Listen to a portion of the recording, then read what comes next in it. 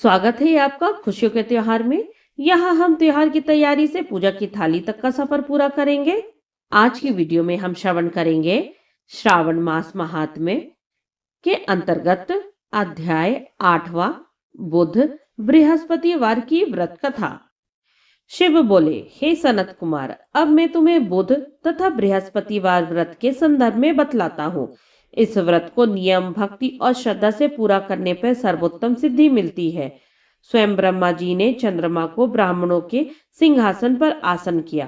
किसी समय चंद्रमा ने बृहस्पति की पत्नी तारा के रूप लावण्य पर आसक्त हो काम के वशीभूत हो गए।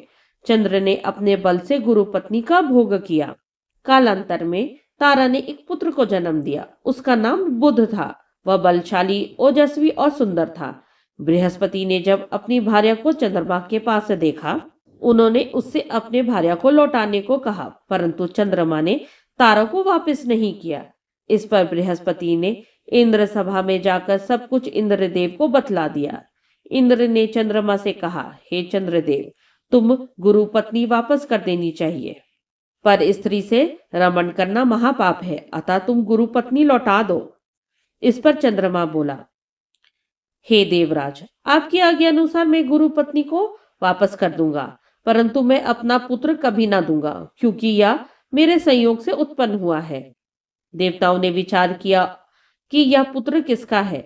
यह तो गुरु पत्नी तारा ही बतला सकती है। अतः इंद्र ने तारा से पूछा, हे शुभांगी, यह तुम ही बतला सकती हो कि यह पुत्र बृहस्पति देव का है अथवा चंद्रदेव का।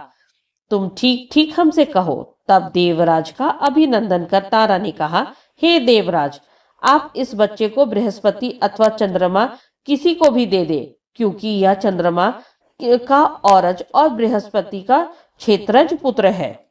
इस पर देवराज ने उस बालक यानी बुध को चंद्रमा को दे दिया।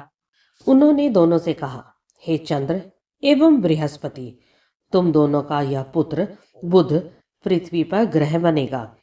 इंद्रदेव ने बृहस्पति को वरदान देते हुए कहा कि पृथ्वी पर जो बुध और बृहस्पति का एक साथ पूजन करेगा, वह समस्त रिद्धि सिद्धियां प्राप्त करेगा।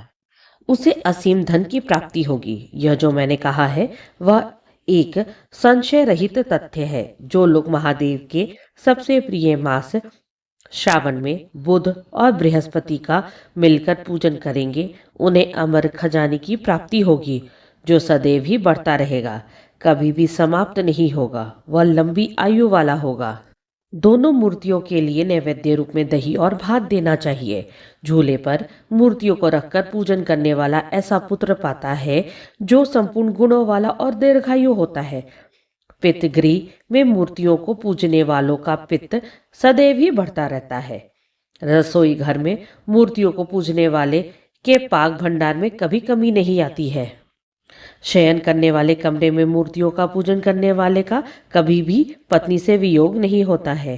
धान्य गार यानी अन्न भंडार में पूजन करने पर कभी भी अन्न भंडार में कमी नहीं आती है। उद्यापन करने से पहले 7 वर्ष तक व्रत करना चाहिए। व्रत के प्रथम दिवस अधिवासन के पश्चात रात्रि जागरण करें। सोने की मूर्ति का पहले शास्त्रानुसार पूजन करें, तब 16 उपचार से पूजन करके हवन करना चाहिए। अग्नि को समर्पित करने के लिए तिल, घी तथा खीर दे। हवन के लिए चिड़ा तथा पीपल समिधा ले। पहले मामा तथा भांजे को भोजन देकर ब्राह्मणों को भोजन कराए। अंत में स्वयं भी सपत्नीक भोजन करे। इस तरह 7 साल तक व्रत करने वाला उपवासी अपनी समस्त मनोकांक्षाओं को पूरा करने में सफल होता है। विद्या तथा वृद्धि चाहने वाले को सरस्वती का संपूर्ण ज्ञान मिलता है। उसे वेद तथा ग्रंथों की संपूर्ण जानकारी स्वतः ही हो जाती है।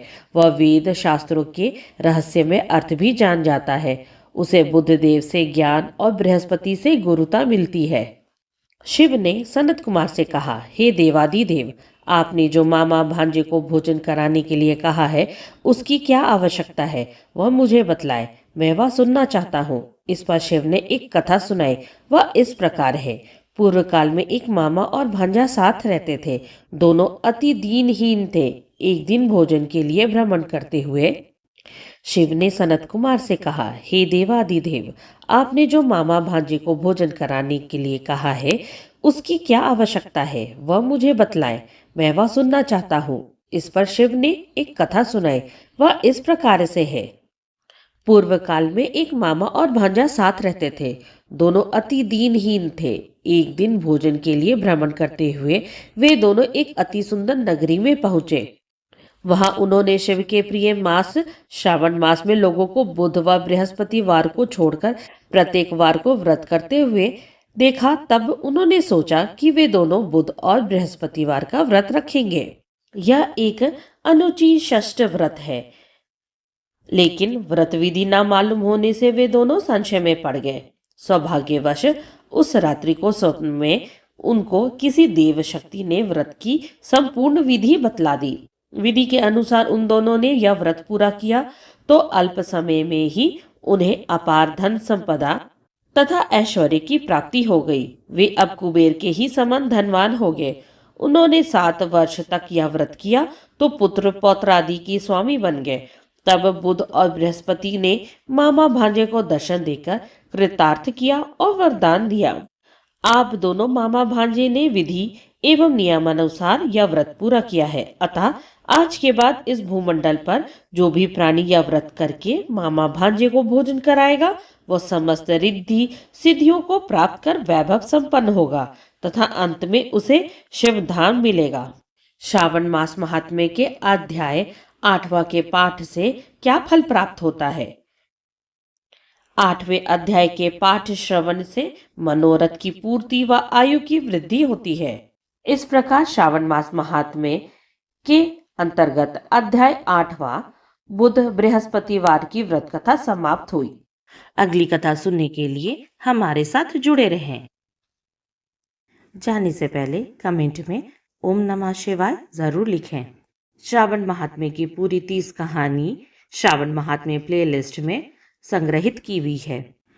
उससे सुनने के लिए डिस्क्रिप्शन बॉक्स में प्लेलिस्ट की लिंक दी गई है।